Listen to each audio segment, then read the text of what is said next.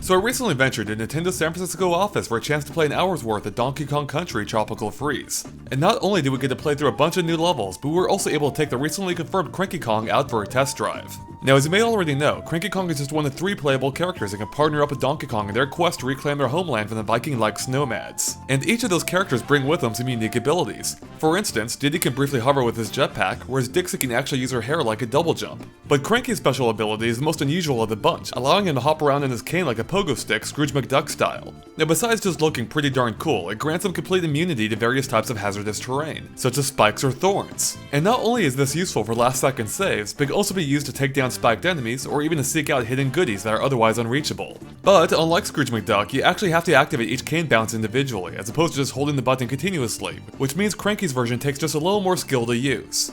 So obviously each character has their own pros and cons. After all, although Cranky's cane bounce can be a lifesaver, it won't be of much use if there aren't any pointy obstacles around. So for this reason, you can switch characters by using the DK barrels that appear throughout most levels, which cycle through all 3 partner characters. Although there are a few stages, such as the Thorn-Heavy Bramble Scramble, where the barrels are actually locked to a single character, being Cranky Kong in this case. Although I should mention that in co-op mode, you're locked to whichever character you selected at the start of the game.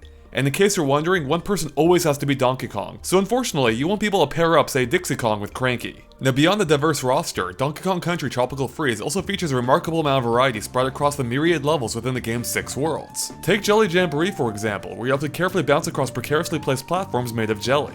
Now, not all of these jelly platforms are created equal, as the green ones give you a little extra bounce, while the blue ones act as switches, such as the one here that rotates a pair of platforms you need to cross. And even the enemies get in on the fun too, such as the penguin in the background whose careless bouncing directly impacts the platforms in the foreground. Mechanics such as this force you to slow down and think just a little more than the usual run-of-the-mill platformer. And this is further shown off in World 3-4, Scorch and Torch, which has the entire savannah catching on fire, even going so far as to ignite the very ropes that DK and crew often rely on. But thankfully, you can actually douse the flames by throwing the water-filled fruit at them.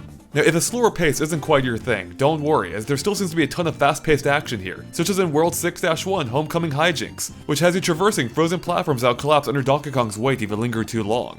But perhaps one of my favorite levels is World 4-2 High Tide Ride, which is a minecart level. Okay, so minecarts have generally been some of my favorite levels in this series, but this one takes it to a brand new level. For one, it shows off the game's new dynamic camera during on-rail segments. I mean, just look at that view! But beyond just looking cool, it also enables a brand new type of gameplay, allowing you to switch between tracks on either side. It really takes the background and foreground interplay introduced in the original Donkey Kong Country Returns to the next level, and the next difficulty, as proven by me dying throughout the segment. And based on my playtime, Donkey Kong Country Tropical Freeze sure does seem at least as difficult as the original game.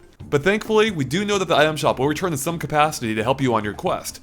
Unfortunately, we weren't able to check it out for ourselves, but we did at least learn that it's now manned by Funky Kong. Now, outside of the gameplay, Donkey Kong Country Tropical Freeze is really a tour de force in terms of production values. I mean, first off, it looks amazing. Of course, the original game was no slouch either, but seeing the series make the jump to HD, in 1080p no less, is great to see. And it really helps bring out some of the smaller details, whether it's the new fur effects on the characters, or the subtle details in the background, such as the vines slowly wrapping themselves around the trees in Bramble Scramble. And of course, the animation is again top-notch. Even going so far as to give each character their own unique set, such as how Cranky has to climb vines single-handedly due to his cane. Now, unfortunately, I wasn't able to make out too much of the soundtrack, but what little I did catch sounded great, which shouldn't be too surprising given that David Weiss, famous for his fantastic tracks in the original Donkey Kong Country series, has not only returned, but composed the entire soundtrack this time.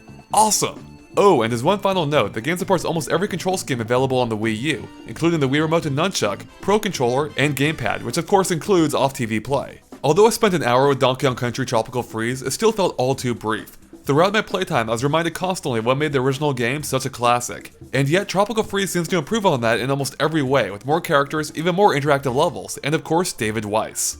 Thanks for watching, and make sure to stay tuned to GameXplain.com for more on Donkey Kong Country Tropical Freeze and other things gaming too.